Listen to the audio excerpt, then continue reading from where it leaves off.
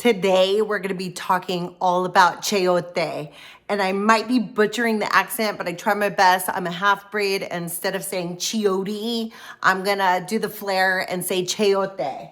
So check this puppy out. Look at this guy right here. He's huge. I treat it like a squash, a zucchini, or a potato. I know like with Mexican dishes, you can put it in soups like caldo and just treat it like a zucchini. It's almost like a filler. And I hate to use that word because that doesn't give it enough credit, but it doesn't have much flavor. So it takes on the flavor of whatever you're doing, whatever you're seasoning it with. So I love either to put it in soups. You can juice it because it does provide a lot of moisture, a lot of hydration. So it's really good for the skin. I've also, I've juiced it. I've used it in soups. I've shredded it up like a coleslaw. You can treat it just like cabbage.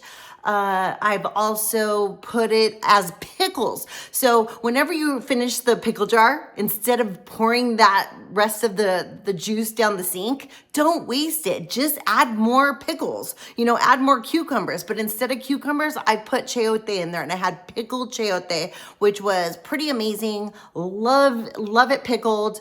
And once again, it takes on the flavor like a tofu would. Tofu is very bland. It doesn't have much on its own, but when you add seasoning, when you add flavor, it takes it on. And so if you're looking for a way to avoid potatoes because of all the starch, all the carbs, this is a lot less carbs. Yes, there's still carbs in this, but you're gonna get a lot less carbs. So throw it in there.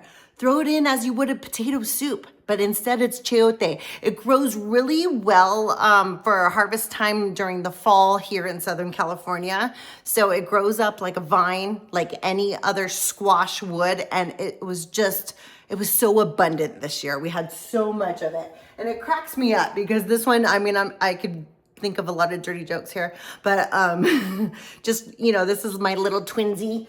But once again, I juice it and it just provides so much juice. And I researched the benefits, the health benefits, and it's just so good for you. There's lots of vitamins, lots of folic acid, lots of things that are just really good for your body and your skin and your gut. And I'm a big fan. I think it's underrated. And I would just add it to anything that you can be creative with. Put it in a stir fry. Add all the seasonings you want. Make it Asian flair. Make it a Mexican flair. Put it in a caldo soup. Put it in your juice. If you're gonna add something fun like pineapple or jalapeno, like that might actually be a really good juice. And it acts as a diuretic, so it's really good for you. So I'm a big fan of this chayote. And once again, look at the inside. Everything is edible, including the skin. The skin is a little tough. You can cook it down, but you can also peel it off with just a potato peeler. But check out that seed. Even the seed is edible. Even though I tend to cut it out, it's pretty funny. They're silly looking. They look kind of like pears, kind of like a shriveled up pear. So many jokes here, you guys. But at the same time, just so good for you. Check out this puppy. Can't go wrong with chayote.